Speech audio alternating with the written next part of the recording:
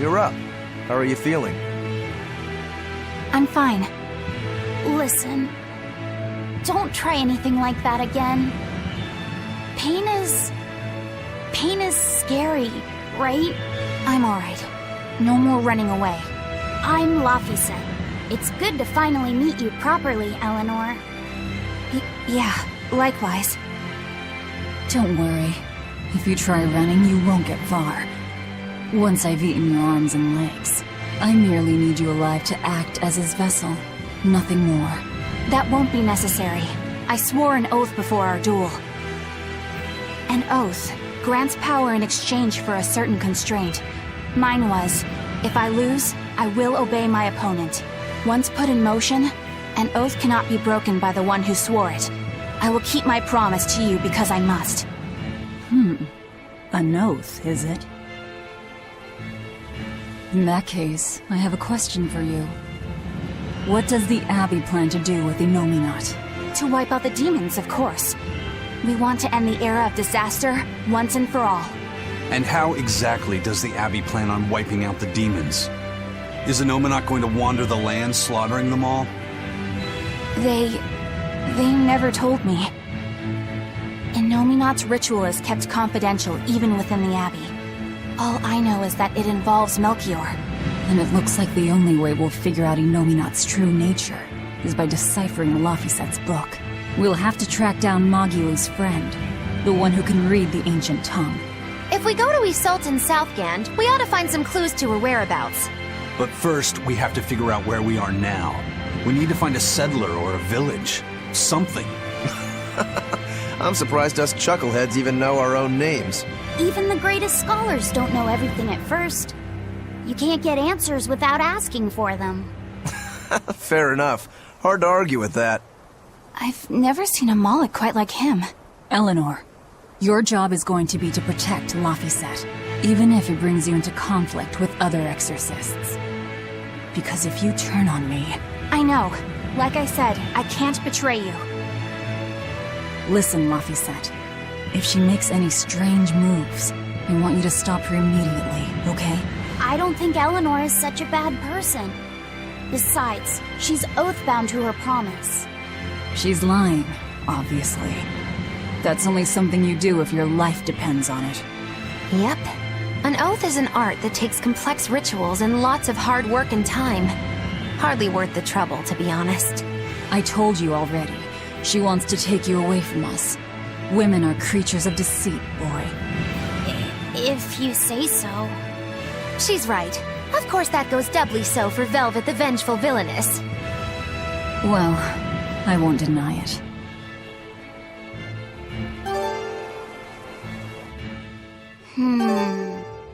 What is it, Laphicet?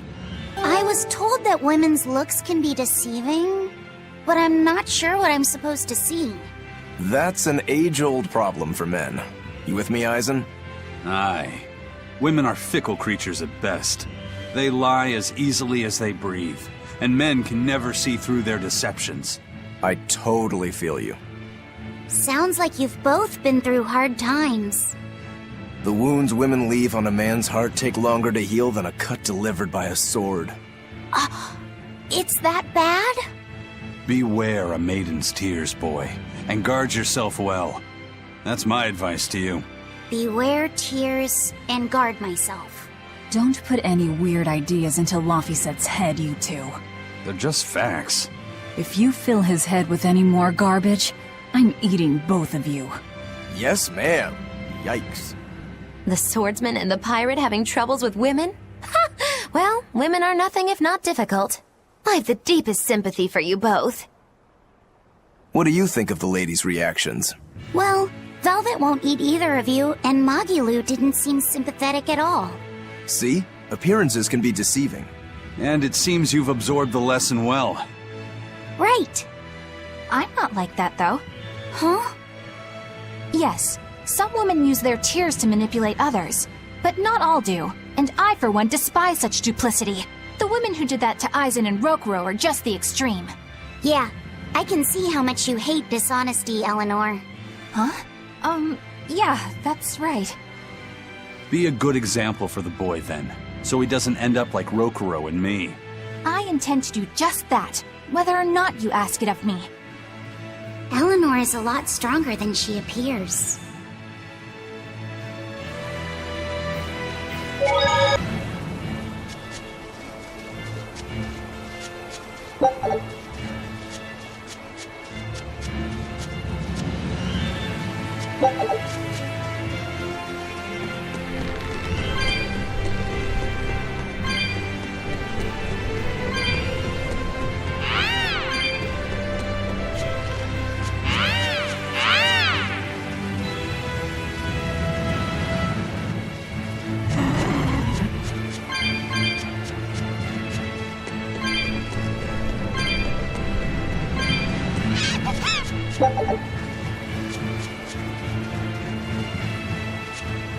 Huh? This stone, it's just a rock. Take it if you want. I think it's really rare. The way it sparkles, I think it might even be bright steel. Bright steel? Never heard of it. Yeah, it's actually a rare metal used to forge weapons and stuff. You don't find it just anywhere. If there's bright steel here, that means we must be in either Endgand or Islegand. Both are a long ways off from Midgand. I doubt the Abbey has many people stationed out here. That's our pirate! Arr! Here there be treasures shiny and sentries few! At the very least, this could mean we'll be left alone for a while. Nice find, Laphicet. Thanks. Now wash your hands. Okay. The only way to learn where we are is to find someone to ask, I guess. What's eating you, Laphicet? If people say you can't judge women at face value, does that mean you can with men? Sure. Men are simple creatures. Men are simple. Oh! You talk like you're an expert in all things masculine. But you can only speak for your own family. As if you're one to judge. And I'm sure you've charmed a magnificent lord to be your lover. Sure. What does he look like? Is he tall? None of your business. Don't tell me. He was always on the other side of a swinging door, so you only saw his feet? I see. What a lovely crush that must be. I read that story. It was a book called The Legs of a Man. Oh? I've never heard of it. I've read it too. It's a sad, bittersweet tale, but I enjoyed it quite a lot. I highly recommend it if you haven't read it. Maybe when I have some free time after killing Artorias. I just wanted to know if men could be judged at face value. It's not often you find bright steel above ground. I hear it's a lot of trouble to unearth, even in the regions it's normally found. Yeah. Mining for minerals takes a lot of specialized techniques and experience on the part of the prospector. They examine the soil, the water, the plants, and so on, where the same mineral was found before. Then search similar environments for the next big find. Sure, but it's not like they succeed every time. It's all a big gamble. Isn't there a simpler way? I read in a book once that you can use a pendulum to find water and metals underground. It's called dowsing. What's dowsing? You hang the pendulum so it's facing the ground. Then you chant the magic word, Magic Kazam, and wait to be amazed. The little bit of ore on its tip will sniff out buried treasure in underground lakes like a bloodhound on a prickle bore. You don't seriously believe this. It's just like fortune telling. You win some, you lose some. That's why they call it prospecting. So, if pendulums are used for fortune telling, why the hell is Zavid running around using them as weapons? He uses wind to control its trajectory. I think it's easier for him to manipulate pendulums in a fight than something like a whip or a rope. Oh, that makes sense now. That seems pretty clever. He's probably also doing it to make himself stronger, too. Malakim broadly fall into 4 elemental types: earth, water, wind, and fire. Each strong or weak against the others. Wind beats earth. Zavid is a wind Moloch, so when he obtains earth element minerals, his own strength is boosted. I never realized Malakim could be so calculating. Then if pendulums react to a Moloch's powers, maybe they can actually do this dowsing stuff like Magilu says. Yeah, it's worth taking that thing seriously.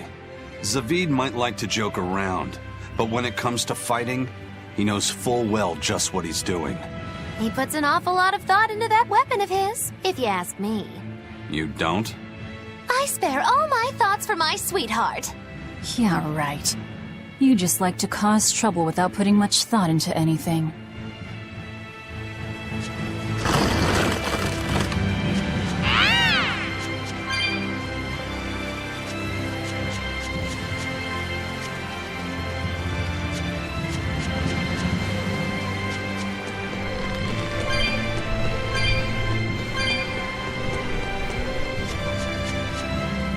You there.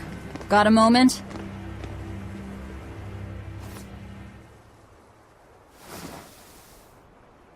Ah! Are you guys with the sword breaker? The what? Get away from me! I'm sorry, alright? Real class act, attacking as you apologize.